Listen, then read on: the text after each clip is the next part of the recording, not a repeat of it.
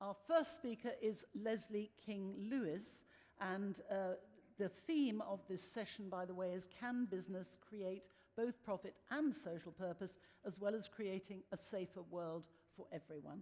So Leslie, who is director of another company which combines business with social purpose, the Benefact Trust, which is one of the UK's largest grant-making charities. It can do this because its funds come mainly from the Benefact Group, which is a specialist financial services organisation. And Leslie isn't new to charities. She's been the CEO of several, including Action on Addiction and Windsor Leadership. She also has a wide experience of being a trustee on organisations like the Mayor's Fund for London and the International Youth Foundation. So social purpose is really driven into you by the sound of it, Leslie. Leslie's passionate about making a difference to society. I can feel that already. And not only for now, but for future generations. So let's have a big hand for Leslie. Thank you. Thank you very much.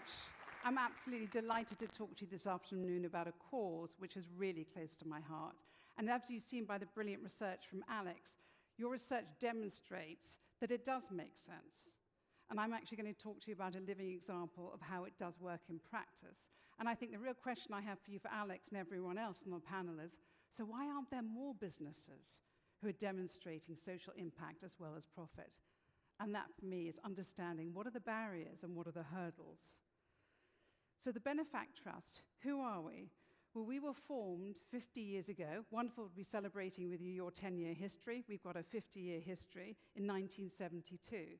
But our history actually goes back far longer, to 1887, when several churches burnt down in some of the very poorer parishes in the northern part of England. And there was no one there to rebuild it. So concerned citizens got together and rebuilt the churches. Out of that organization grew Ecclesiastical Insurance, which is now part of the Benefact Group. We now have 1,500 employees all over the country. We're in Northern Ireland, Australia, and Canada. And it's a big, not only insurance business, but also investment and broking. But what's so unusual about us is in 1972, the business gave all its funding to create the charity. And I think there are not many, Richard, if I'm correct, who actually has that ownership structure, where the charity owns a financial business. Last year, there was pre-tax profits of 77 million, and what was fantastic is they've given us approximately about 20 million a year, and over the last 5 years, we've given away 100 million pounds to good causes. We've also focused on building up an endowment, which is very important because, as you know, the insurance industry is very cyclical. And in order for us to have a long-term strategic planning with our grant giving, we needed to have surety of income. That was never more important during COVID because, obviously, we didn't receive any funding from the insurance company that year, but we were determined to dip into our capital to make sure we actually upped the giving because all our charities were in crisis. And that's one of the strengths of the Charitable Trust. We have a very positive and inspiring story to tell because of our ownership structure. And as Alex was saying, we attract great people. They're motivated by social purpose. Profit is not a dirty word, though. We've got a very ambitious chief exec who wants to double the business, but the internal mantra is to grow, to give away more money. And it's incredible when you move around the different subsidiaries to see how that really motivates people. But it's got to be part of the DNA of the business. And how does that manifest itself? Well, in the Benefact Group, they also have a big movement for good, supporting charities up and down the countries. There's employee giving schemes, there's CAF accounts, but it's got to be led from the top. And I think that's something, again, I'm really keen, and obviously with my experience at Windsor Leadership, to focus is on leadership. Because there's no question that the best predictor of the success of any organization, whether it's from a charity, the public sector, corporate sector, is the leader. It's from the leader that the models and the behaviors are modeled. And that's when you know whether the ethos or the values are being truly lived. But there are definitely issues. There's tensions. Not every model works brilliantly. And the tension that I could see it, being a self-confessed control freak from the chief execs of the business's point of view, is the fact that he reports to 2 boards. So he's got his commercial board, which is regulated by the financial service regulator, and his board and his leadership team is entrepreneurial, they're innovative, but he also reports to the charity board, and the charity board has got a focus. And there's also an interesting dichotomy, because the charity, we can be innovative in terms of our grant giving. We can take risks. We were able to dip into our capital, give more money away during COVID. We gave funds to Afghan refugees fleeing the Taliban. We've committed £1 million to give to charities working in the ground in the UK. But when it comes to governance and looking at the asset that we own, because that's where our funds come from, we have a different governance risk take. Oh, thank you very much. Basically, we are much more risk averse. So it's about mitigating risk and reputational risk. And from the business chief exec, it looks a bit like the tail is wagging the dog. So how do you get that cultural balance right? I will end on one of my favorite quotes, which is attributed to Winston Churchill, but I think it's actually a German philosopher. There is no money, now is the time to think. And this is when there is huge opportunity for innovation. And the last thing I want to leave you with a thought, and it actually is about purpose, it's mirroring purpose, is to think about, you're all leaders in your different sector, so what is your individual purpose? How are you going to make a difference? What's your legacy? How are you going to leave this world a better place? Are you prepared to be courageous? Are you prepared to take risks? Are you prepared to think out of the box? Because there's no question that now is not just the time to think, but it's also the time to act. Thank you. Super, thank you very much. That could be applied to our government. That'd be very useful. There is no money, but now is the time to think. It's a good quote. Thanks very much indeed, Leslie. That was extremely good. And the importance of a good leader and the problems they have. That was quite interesting to discover. The whole conference has, of course, been organised by Lloyd's Register Foundation, and we're about to learn a lot more about its ethos. The driving force behind the foundation is safety. It was restructured 10 years ago in order to ensure it fulfilled a strong social purpose, and we'll hear more about this transformation. The person who actually restructured it was its Danish chair, Thomas Thune Andersen, but unfortunately, as he isn't well, very kindly, Professor Richard Clegg has stepped into the breach. You heard from Professor Clegg at the start of the conference this morning, if you were here, but just in case you weren't, or you're at home on your computer and you weren't watching, I'll give a very brief introduction.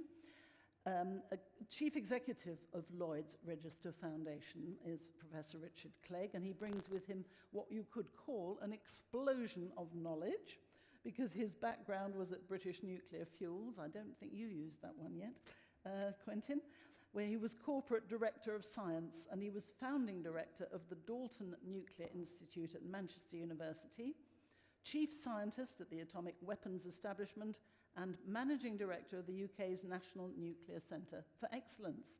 Obviously, there are very few places where safety is more important than in the nuclear industry, the right person to talk about it.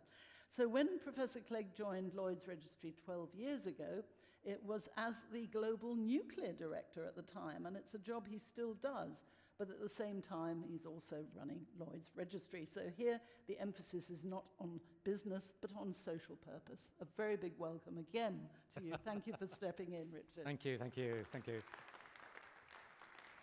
It's remarkable. I haven't worked in nuclear for about 12 years, but I can't seem to shake it off. I don't know what it is. 3 minutes, that's all I'm going to take. In the introduction, when my introductory speech, I said that Lloyd's Register was unique, and we were unique because we've got a unique purpose, all about enhancing the safety of life and property and the environment. But we're also unique because of this profit with purpose ethos. We have a commercial trading company with a charitable owner. And both organisations share the same purpose.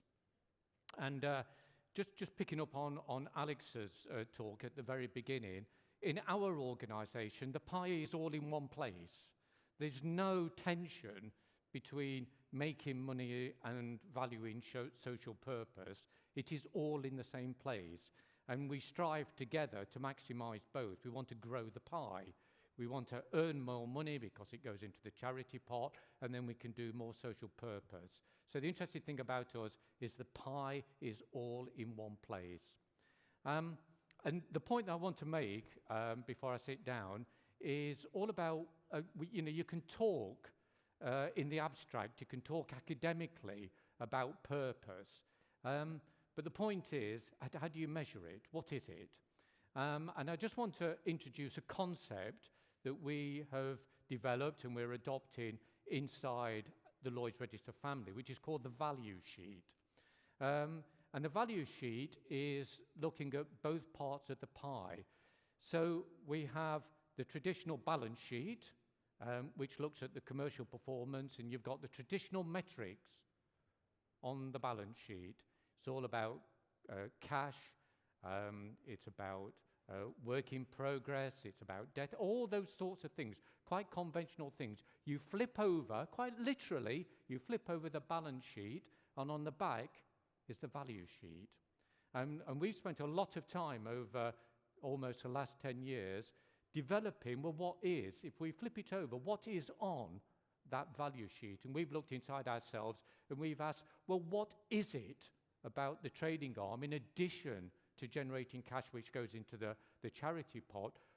This is a mixed motive. What is it from the trading company that we value? And we zoned in on 4 things. We value the company because its products and services make the world a safer place. We value those for societal reasons. They get paid for it by clients, that's incidental. We like the fact that there is technical expertise in the group, vertical technical expertise in the group, subject matter expertise, which helps us in understanding what industry wants. There are thousands of employees in the group. These are thousands of pathways to impact. We want to see these people outside of work, and we want to support them delivering value in society. And then we also value the fact that this is a modern company, whether it's to do with sustainability, whether it's to do with the EDI, then this is equity, diversity and inclusion, then we value that as well. So the point that I'm going to end on is just the value sheet on the flip side of our balance sheet. Thank you. Thank you very much indeed, and a very high score on the value sheet for your lovely, succinct description. Thank you so much, Richard. Next to Kyle Dupont, who is CEO of Ohalo, the company which helps clients keep their millions of data files safe. That is a growing problem at the moment, and must be also a growing industry. So if you've ever worried about how safe your data is and how you can keep your sensitive files safe, then Kyle is your man.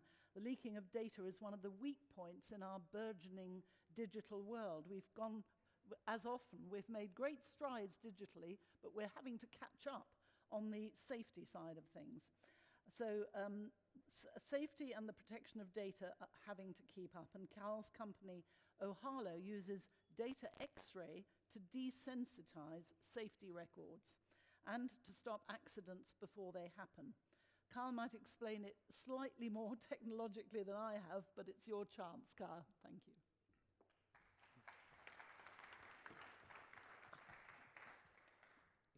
Thank you very much. So instead of talking about my tech, I was actually going to talk a little bit more about just kind of my journey as a founder of a tech company and how that kind of translated into what we do today and how it is both for profit and for good. So I was thinking about how best to explain this, and last summer I was at the beach with my 3-year-old niece, and what she did is she was told by her mother that she's not allowed to put her hands in the berries. We had this very nice berry bowl, and because you get sand in the berries, right? Nobody wants sand in your berries. And so what she did instead is put her whole face in the berries. And she was using the exact right logic leading to the exact wrong conclusion, right? And that's often the case in business as well, right? We have a sea of incentives that we're incentivized by, and we need to really kind of lay our stake in the ground, not only for profitability, but also because it helps to motivate your employees and helps to bring everybody towards a goal that really that gives you a purpose as an organization.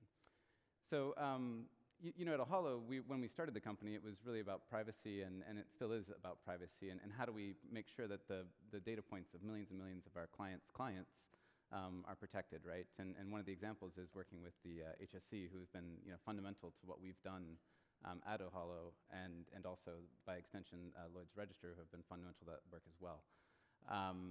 And really it was about redacting safety records in this case, but how do we remove sensitive data from these records so that we can make use of them? How do we make this data usable in a world where GDPR and other privacy regulations are making this data unusable, right? And we were able to redact that at scale and keep that redacted in an ongoing pipeline. So that was really my experience, I guess, as a founder, moving from a place where what should we do with one thing that I'd like to do for society, which is help make data more usable, and deal with privacy. But how do we do that in a way that motivates everybody and keeps people's faces and hands out of the berries? So that's really all that I wanted to say today. It's how do we align incentives as leaders of organizations? You don't have to be even a CEO. You can be just a mid-level person as well. And how do we make those incentives work for everybody so that everybody's moving in the right direction and for the right reasons?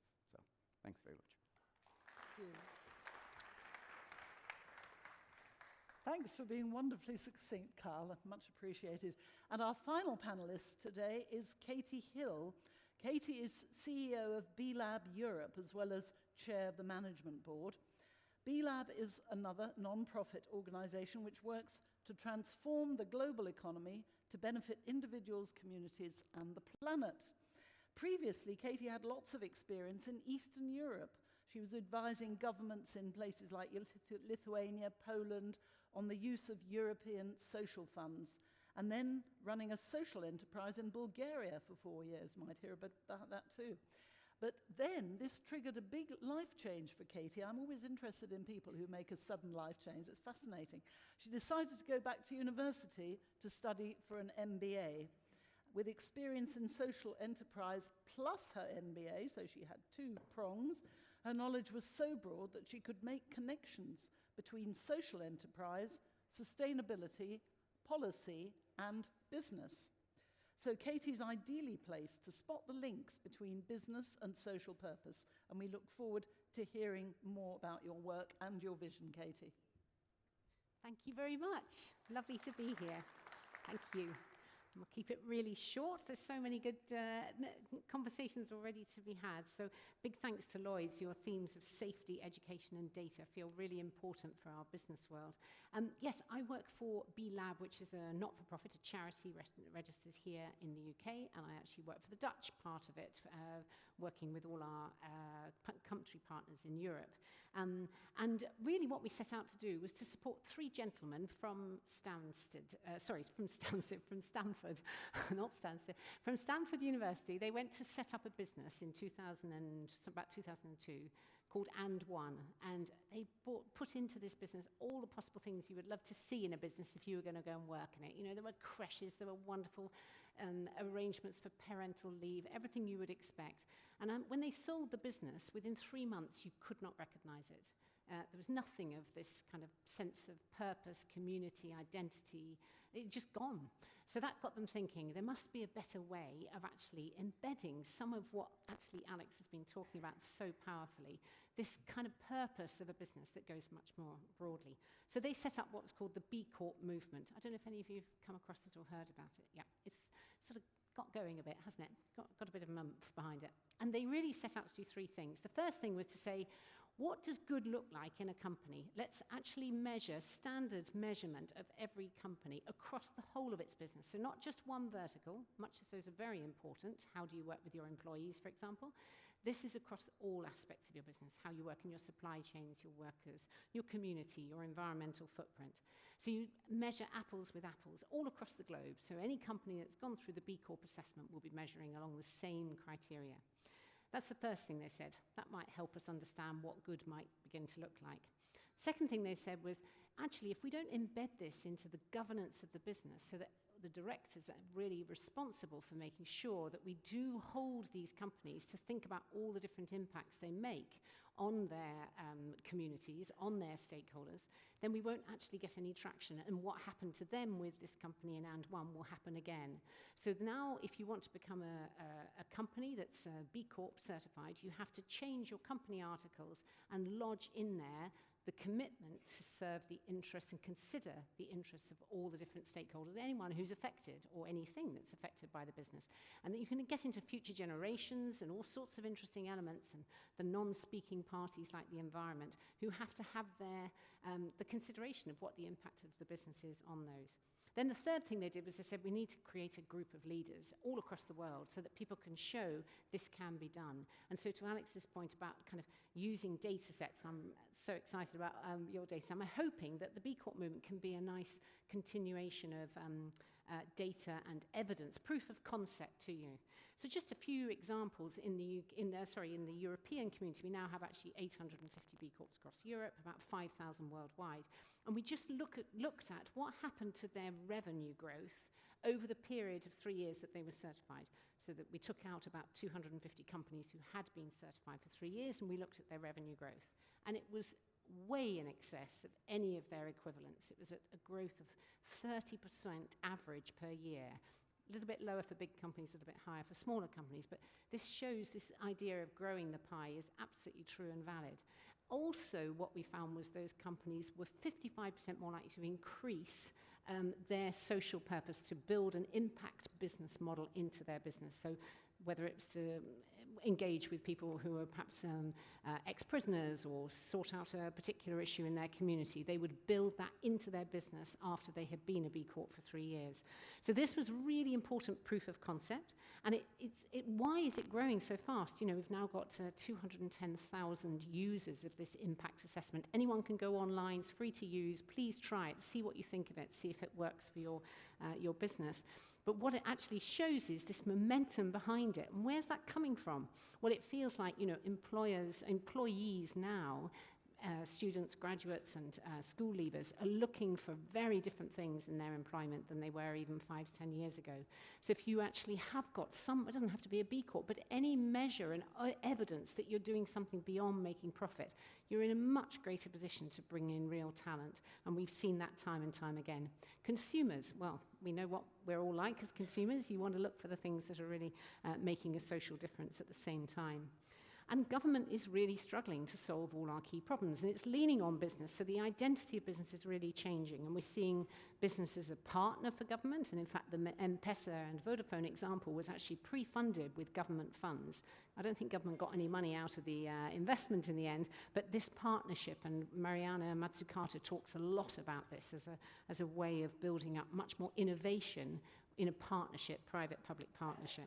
We see now there's businesses are a real home for impact investment. One of the reasons I wanted to go into the B Corp movement was because I used to work in impact investment, and it just felt like there's a real disconnect between these piles of cash that were building up to invest in impact and this weak ability to identify a company's ability to make impact. And it seemed that they needed some labels, some guidance, some tools, some mechanisms, and this was partly what I felt B Corp was doing. So that is now a really powerful role, that all this energy that's been put into changing the way investors think about outcomes needs to have a home. And I think we're also thinking of businesses as educators now, you know, and it's wonderful at London Business School and many other schools, the whole agenda of sustainability in business is really on the front of it. So I think there are some barriers, and maybe we'll talk about this, but I do think incumbency is a real problem. We have companies who are so big, it's so difficult for them to transform, and yet they probably know they need to. We're working with a few, and it's probably 8 to 10 year journey, in all honesty. If you're a really big company, it's not easy, even with the best will in the world, but very much to Leslie's point, you need the leaders to drive it, absolutely. And we need data. We need real-time data to show what change is really looking like. So I think we've got enormous future to do. We've got a proof of concept. We've got very excited younger generation who want business to change. So I think this is the way to go. Thank you. Great. You're sort of really proving that Alex is right with all the work you're doing now. There's enough chairs if you want them. Thank you. And your impact assessments. Just as a quick question before we go on to the audience questions, you were talking about the rethink that young people going into work now want completely different things. I'm just curious as to how the 2 years of COVID, whether that also gave a jolt of itself to making people think a bit harder. What do you think, Alex? I think the really important thing of COVID is now people are working from home, and so effort is really discretionary. So when I was an investment banker, right, you had to work because there was always an associate supervising you and a vice president supervising him or her. But now, because people are working from home, you don't have sort of the same motivation of being supervised. You work because you love the job that you're doing. And so I think just intrinsic motivation is even more powerful now than it was ever before. When I first started teaching at Wharton 15 years ago, if I mentioned social purpose, I would have been laughed out of the room. But now, people really care about it. Right? I teach an elective on responsible business, and right at the start, I have a poll. I ask, how many of you want to go into CSR or SRI roles? About 5%. So most of the students don't want to go into a specific CSR role. They want to be entrepreneurs. They want to be business leaders, but they want to make sure, even though they're going into mainstream business, they want the business that they want to be running in a responsible way. So I think it's becoming much more mainstream. Thank you. I can't help feeling that it's a bit like reinventing the wheel in some respects, because Joseph Rowntree many years ago had the whole philosophy of the social caring about the workers, social purpose as well as business and so on. How come that this model of Joseph Rowntree didn't survive? Richard? Yeah, I mean, I learn a lot from, I've got 3 boys. They're in their late 20s, early 30s, and I learn a lot from them. They tell me that, you know, unlike the era in which I grew up, where it was about get a job, accumulate capital assets, and, you know, and buy houses and they just really want to work for, they obviously want a career and they want to have a lifestyle, but they also want to have purposeful employment. They actually want to contribute to the environment, they want to contribute to society. And they also want to work for their boss, their manager, who inspires them. They want to work for somebody that they want to emulate. They would like to be like them. And, you know, so, I mean, there's a question down there, and I really I'm can just see the about to screen give down you a few of there. those. You know, about, you know, social purpose. How do you measure it is the yeah. question that somebody has sent in, yes. Yeah, and you know, I do think, you know, the employee, the employee. I was going to say the employee of the future, but the employee of today, it's looking for this, you know, this purposeful employment. It needs more. And to follow on from that, Leslie, can companies grow without a social purpose? I mean, have you seen successful companies that can bypass it and just go for the money and still have their workers feel satisfied? I think in today's environment, it's going to be very, very difficult. And just building on Richard's point too, I think it's fascinating. For the first time, you've got 5 generations in the workplace, all with different motivations, all with different expectations. And that's causing huge problems in these larger bureaucratic companies, because they're getting the pressure below from purpose-built employees, which has been stymied from the top. But what you are seeing is happening is reverse mentoring. When you think about the old traditional models, it was always top-down. And now I'm learning more from my daughters, because they're all around technology, AI. There's a huge shift in change, and this reverse mentoring is breaking down those boundaries and is making a big difference. And there was always the feeling that CEOs, I think that's shifting as well, were getting so much more pay than the workers that there was an inequality. Therefore, there was also top-down, because whatever they said, they were the boss because they had all the money. That side of it seems to, you're nodding, Katie, seems to have changed too, or be changing. I think it is. And I mean, actually, we do a sort of assessment in our company assessment of a company becoming a B Corp. What's the pay ratio between top and bottom? And the average for a B Corp will be under 10, whereas the average, I think, in the world is something horrendous like 180. I don't know. Alex, do you know the number? I don't know. It's huge. And actually, that isn't the future, I don't think. It's just, but I think actually how you actually then hook employees into the social purpose, which maybe we were just seeing we're it just coming up, getting to that on the edge there, yes. is actually attaching some of the KPIs. You know, if you are going to say, well, what really matters in your job, you've been appointed to be, I don't know, the customer relations person, why don't we attach some of the KPIs to your success, which will help with your bonus, that are really attached to the social purpose? And we see companies doing that a lot, Innocent Drinks and many others. So Kyle, how else do you get your employees to be really committed to the social purpose in the company? Yeah, well, one is just setting expectations at a very high level about what we want to do as an organization, and then repeating it as if you were a crazy person. So, you know, a lot of just the CEO's job is to repeat the same thing over and over and over, and make sure that everybody understands exactly what we're doing with the company. So, you know, with us, we want our employees to be engaged in the privacy and data protection sphere.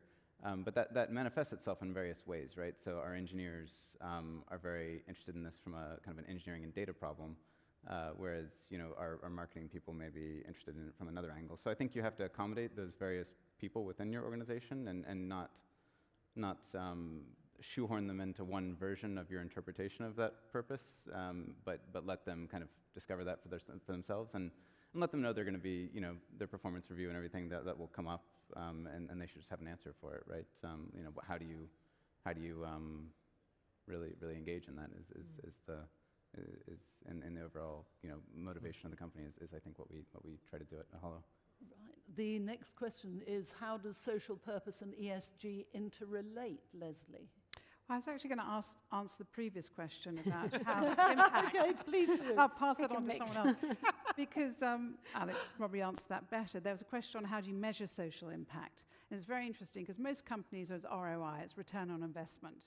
But within the voluntary sector, especially probably in the last 5 years, there's been a huge focus on what we call SROI. So it's measuring social return on your investment. And it's actually quite difficult to do, but we're trying to be much more balanced, because the question every, especially grant funder or charity, has to ask, you know, how focused do we need to be? Do we want to focus all our money, for example, on literacy and move the dial of literacy in the UK? Are we going to be more a proactive funder? Are we a scattergun funder? Because you have all these other issues of saying, okay, we could give 5,000 homeless people a hot meal. That means we've got the reach, we've got the quantity, but you haven't got the quality. Is it not better to use our funds to give 50 homeless people, a roof over their head and a job? So it's quite hard to measure the different levels of impact. That's quality versus quantity. But with the use of SROI, we are getting much better at measuring our impact. That ultimately, the old-fashioned way, but it's still there, business is about the bottom line. And if things go wrong and the company's in a bad way, surely the thing that will be ditched first will be social purpose, because profit, unfortunately, still has to lead the way. Richard, you're smiling. Yeah. I don't see it that way, you know, because it's not profit or purpose, it's profit and purpose, it's profit with purpose. There is really no tension in there. And, you know, so I really don't buy into this notion that, you know, if it all goes a little bit rubbish, then the thing that will go the purpose. So it's about, you know, you can have your penny and your bun. It's about balancing these things off. You know, there's a... Sorry, I was going to go on. No, but if something's struggling, I won't give the P&O example because that went pear-shaped.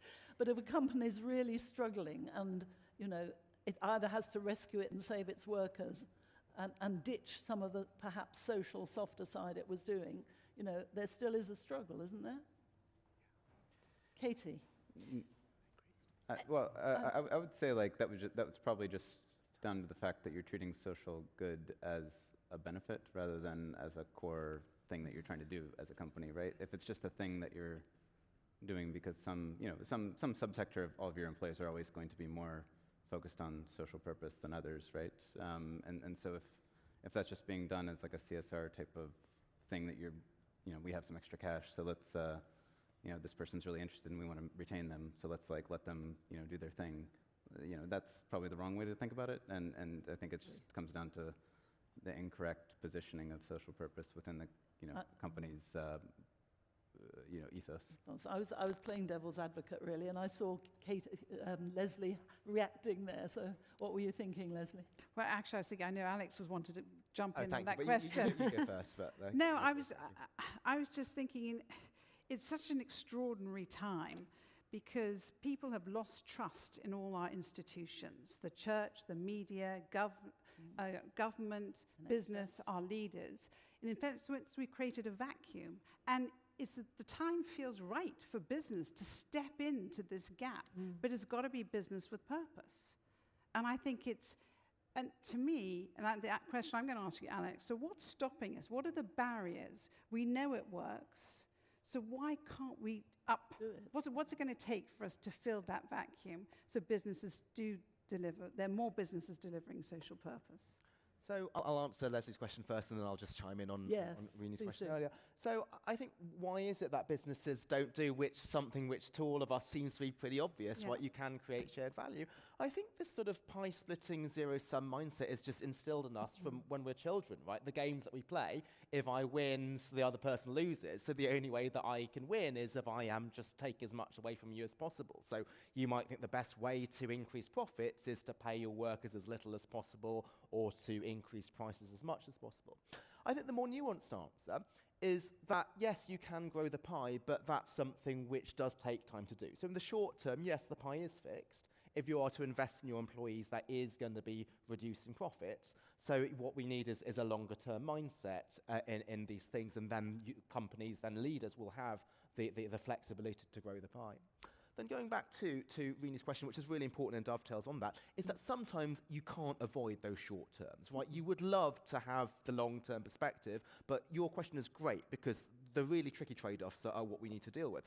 And so purpose is not a get-out or a cop-out from having to take tough decisions. So let's say Airbnb, they need to get rid of 25% of people in the pandemic. Yes, they might say, let's be on the long term, let's keep all of our employees, but they might not just be around. They might not have been a commercially viable business.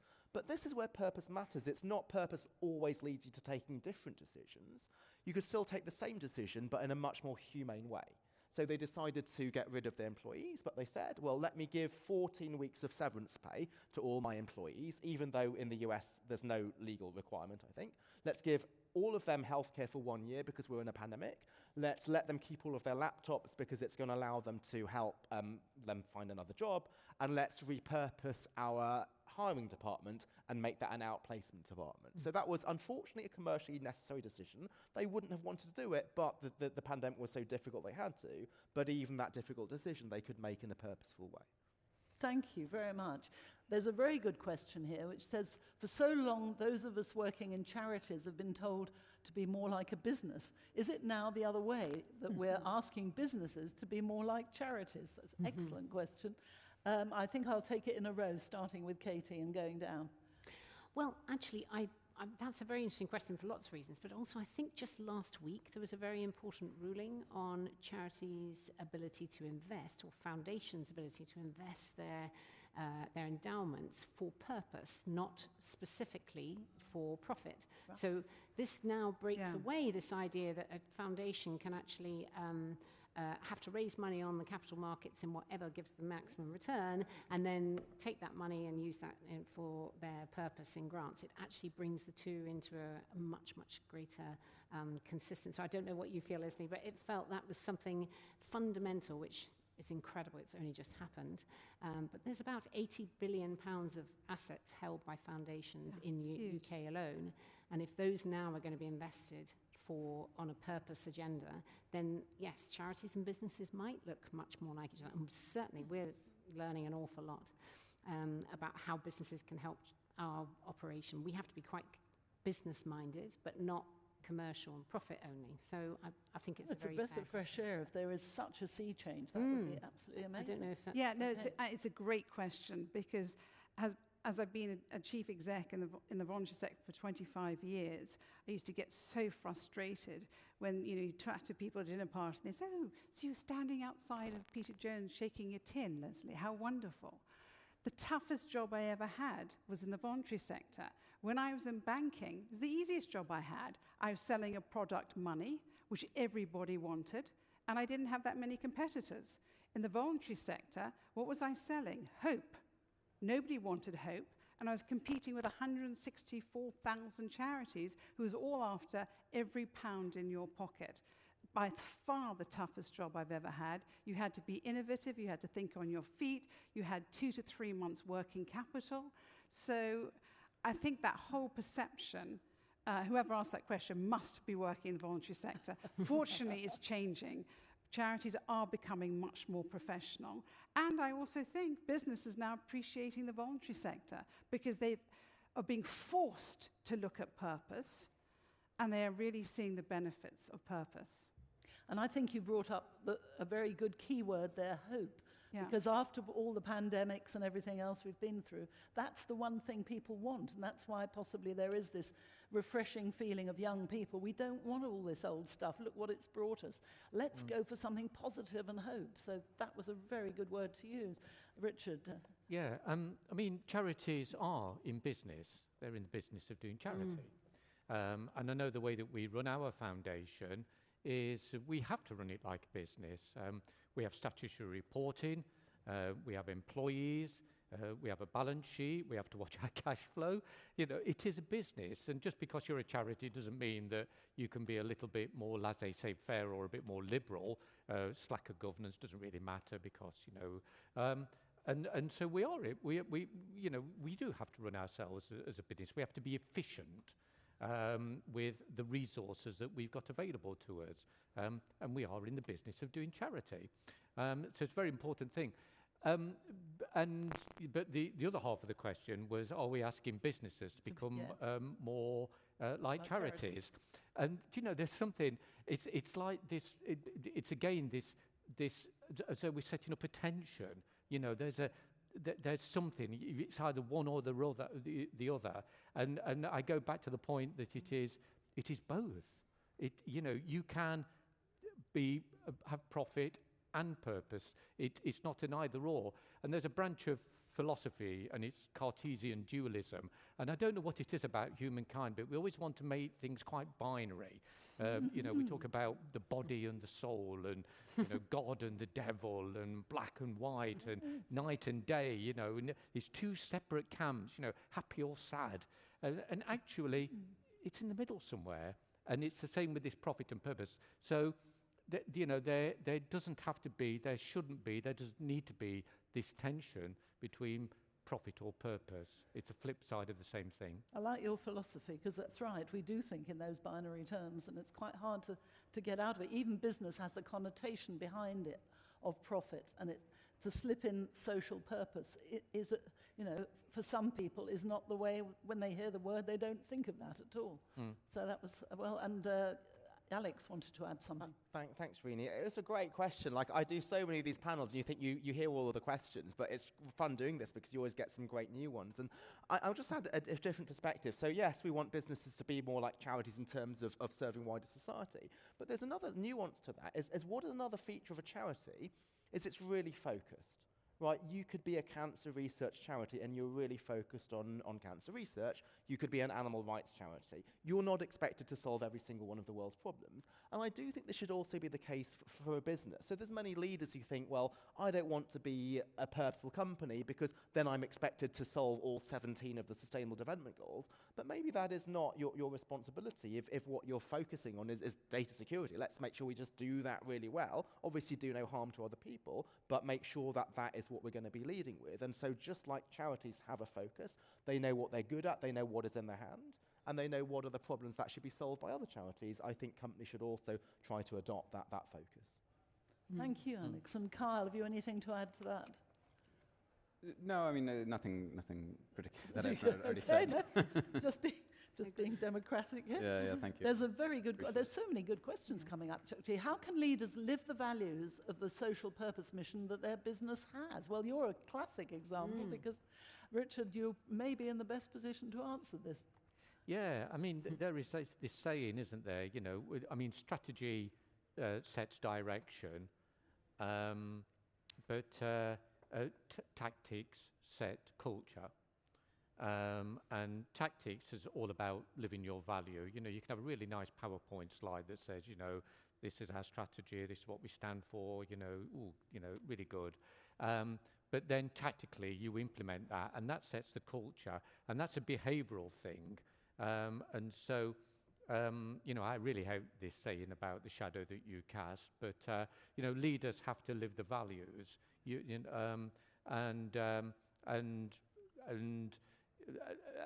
And that's both, you know, profit with purpose, you know, so living the value, we are a company, we're in the business of charity, we have to run ourselves efficiently.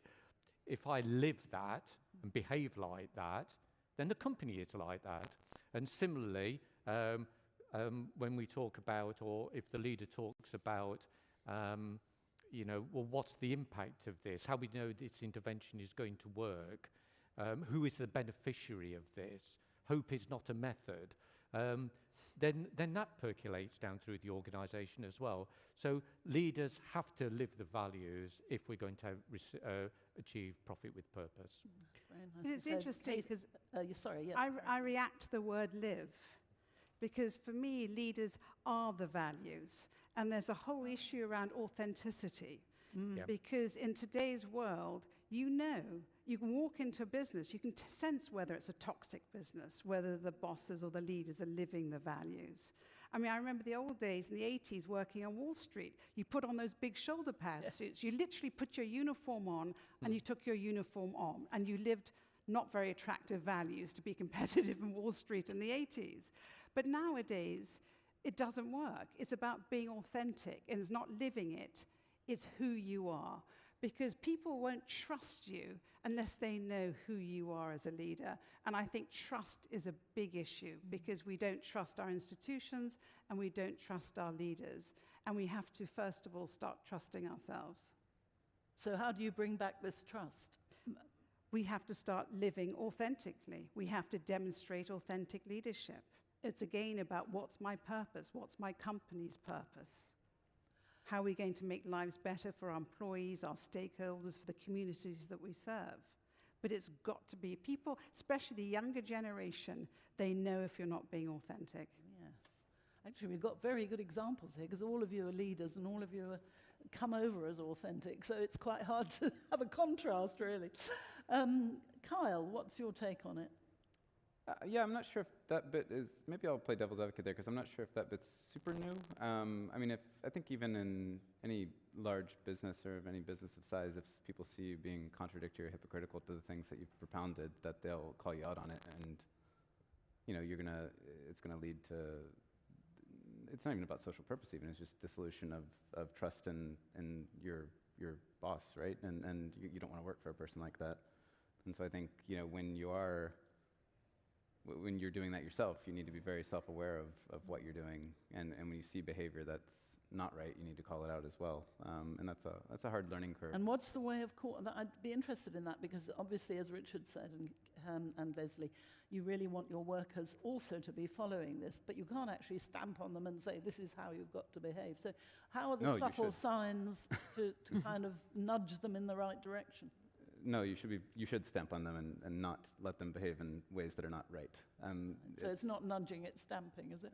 Well, I mean, if it depends on the degree, of course. You know, the middle way, as we discussed, is the right way. But you know, if it's something egregious, you know, that person might even be fired on the spot, right? And if it's something that's, you know, a little bit off, but you know, think about this a little bit more that way, then you can nudge it. But yeah, I don't even think it's about social purpose, but it's about, if you are leading a business that has a certain purpose and you have certain values that are driven, if somebody is not that part of that culture, especially as a smaller business, you need to, you know, make them part of that culture, or they need to leave, I think.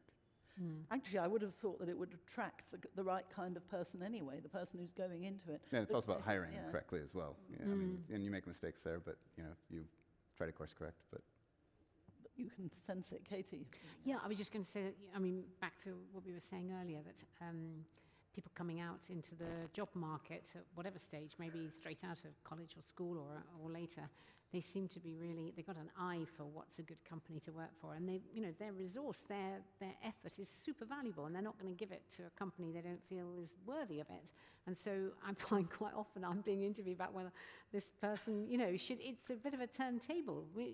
Am I good enough as a company? Oh, well, not am I, but is the company good enough to respect what they're offering? And if not, they'll find someone else. And they're looking through a different lens. And honestly, pay doesn't always seem to be the first or second question. It's somewhere in the deal, of course, but it's about kind of their voice being heard. How's the business governed? How are decisions taken? What do you do to kind of build team kind of bonding? So it's a very different agenda to when I first went for an interview. I didn't recognise it. Too. And it seems, I mean, the hierarchical structure's more or less gone, because that wouldn't be a value. I mean, the social thing is really that we're all together as a team doing something positive. So, The only thing I would say is that if these leaders are going to be, not just live their values, but they are their values, they do need real support from the governance of the business. I think it's really important that you don't just leave someone as an executive to follow this through, but they don't necessarily have the support from the directors and the board. Otherwise, it just drives a wedge through. Support is necessary. Do you want to add anything before we go to the next question, Alex? Well, I think just the comment on hierarchies is really important, and a lot of these things are very hidden. So, like at an academic conference, what you have is you have your name, and then you have the institution that you're at. And so if it's Harvard or if it's London Business School, people might come up to talk to you, and if it's, say, a lesser-known school, people won't. And that just leads to a huge amount of prejudice where people end up not doing this. So I was lucky enough to give a keynote called The Purpose of a Finance Professor a few months ago, and what I suggested is just completely remove the institutional affiliations, and we're actually going to do this for a main conference in a couple of months' time. And like this idea of that Richard says purpose and profit are not intention, people will say, oh, well, that sounds unrealistic. Doesn't it cost money to treat people better? But to remove some hierarchy, that doesn't cost anything. I think there are a lot of like small things, like small nudges. If you talked about earlier, well, how do you get employees on? Just to show them like the implications of what they're doing. So sometimes they might not go to a meeting. When I was a junior banker, I didn't go. And then my boss would say, oh, the analysis that you did, this actually came up in the meeting and this made a lot of difference, and the client noticed that. So those things, it's just sort of, again, think about what is in your hand, what can I use? And this might be just the ability to say thank you, the ability to use, to relay what happened in a meeting. And I do think there's a lot of these opportunities that don't cost us a huge amount, so it's just a mindset shift of how can we make our employees feel a bit more appreciated. Yeah, that's a very good point about hierarchy change doesn't cost anything, etc. I do like that. I heard an anecdote about a chap, I think the first day of working at Shell, having left university, and he emailed the boss and said, hi, Bill, or whatever, I got this great idea. And I thought, wow, things have changed, because you wouldn't have done that in the 80s.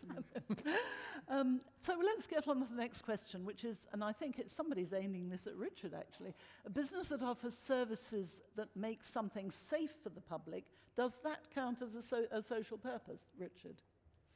Well, yes, it does.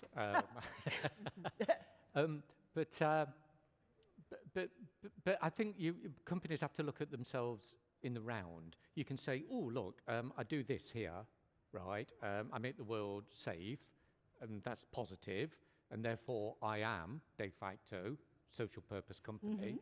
You think, well, yeah, but you have to look left and right. Okay, then. In the process of doing that, right, is due care taken of the environment? Is the organisation discriminating, in some sort of a way against, some minor? So you have to look, I think, at the organisation in the round. It's not just a case of, oh, I'm going to choose to focus on this bit, and therefore that's my social benefit credential. It's in the round, and I was talking a moment ago about our value sheet. And one of the things that we value on our value sheet is, the Lloyd's Register, the commercial company, sells products and services that make the world safe, right? We value that, yeah. right? We also value the fact that this is a modern company that has, sustainability credentials and ESG credentials, and that leads us to look at it in the round as well. So the answer is to the question is yes, it does. But what is left and right of that as well? Yeah, I think you also need to make sure that obviously this is just a question that was written offhand, but you have to frame these kind of questions in something, in a container that everybody can kind of make their own shape. This would be better phrased as, we get people home safely to their families, or like something like that, because that's more motivating to people. Making something safe for the public while I can, make sure that the sidewalk cracks are fixed or something like that. But that's not really very motivating. I'm not the sidewalk crack fixer guy. I'm getting people home safely to their families. And I think that's, when you're making these social purpose kind of statements, I think you need to make them in those kind of contexts. But I wonder if it's horses for courses that most people in the social purpose side of things also have a very good leadership, managers, as you were saying, authentic, Leslie, living in but there's still, and I don't know why, and you might, an awful lot of managers, stroke leaders, whatever, who have not got the qualities in our country of this kind of leadership. And therefore, to pass down some of these values does not seem to happen in the same way. So can you sort of say how come you guys have got it, but an awful lot haven't, and how can you encourage them to get it? Leslie. I'm hoping it's generational. I'm hoping these things take time to change, and I'm hoping, I'd say it's my age, my generation, once they move off in a few years, you would have seen the impact of social purpose. And it's no longer, so as Richard was saying, it's not separate anymore. I think it's very much part of the DNA of these younger generations. People want to make a difference, and we can see. I apologize on behalf of my generation. We've left a mess for the younger generation, and we're running out of time, and I think people appreciate it. I think it's fantastic to see for the first time people are taking action. With Sarah Everard, people are out on the streets. They're no longer tolerating violence against women. Racism, Black Lives Matter. People are stepping up and taking action because they don't like the society. They feel society has failed for most people. So I think we're seeing huge seismic shifts outside of the business environment. And I'm hoping, though, that business can play its part. Very good. That could almost have been a concluding remark, but I'm going to ask for one from everybody on that vein, and to answer the question about improving the quality of management and setting values and social purpose. Katie. Oh, that's a big one to land. I think it's kind of change or die. I don't think there is going to be an alternative in the future. I think companies, even the really big ones, will either get broken up and taken into pieces that are manageable in size and can make the transformation. But I do think governance is the of the E and the S and the G. I do think the governance is the underrated kind of third sister there, and I think it does need more attention, and we need to think about what we really leave as the duties of people running these companies to support those bold executives and teams. Yeah, thank you, Katie. Kyle. I don't know, maybe I'm a bit torn on this one. There's clearly companies without social purpose, and they're clearly valuable to the world if you look at the stock prices. I think you just need to be able to, again, frame the story for, it depends on what you're trying to do. If you're truly trying to just navigate and goal seek towards some higher social good, such as safety or something, that's a different story, obviously. But if it's about retaining talent and making sure that these companies are sustainable from a talent perspective, then it's about reframing what you're doing in the context of a social good, right? So even a large oil company who would get often tarnished in the press or whatever, or not be considered like a social good company. They provide energy to people, right? And they provide, and that powers our lives, right? Humans consume much energy to do what we're doing, right? And so I think just being able to reframe that, I think will have a good impact on retention and happiness. Thank you, Richard. Yeah, I'd Continue, Mark. just repeat my point really that, you know, profit and purpose are the same thing. You know, I don't see it as you know, let's bake a cake and stick a cherry on the top of it. You know, let's make some money and then stick a cherry on it and call it purpose. You know, it's not like that at all. I think, well, it's not a cake, it's a pie, isn't it? You know, and it's one pie. Great. And Katie's was so good, I don't want to burst in on that, but Alex, your final thoughts. I think Richard made a really important point earlier about this black and white thinking about extremism. And I think one of the reasons why people might be resistant to the purpose movement is sometimes that can be very extreme and say, well, businesses are completely evil, profit is evil, or companies need to completely reform.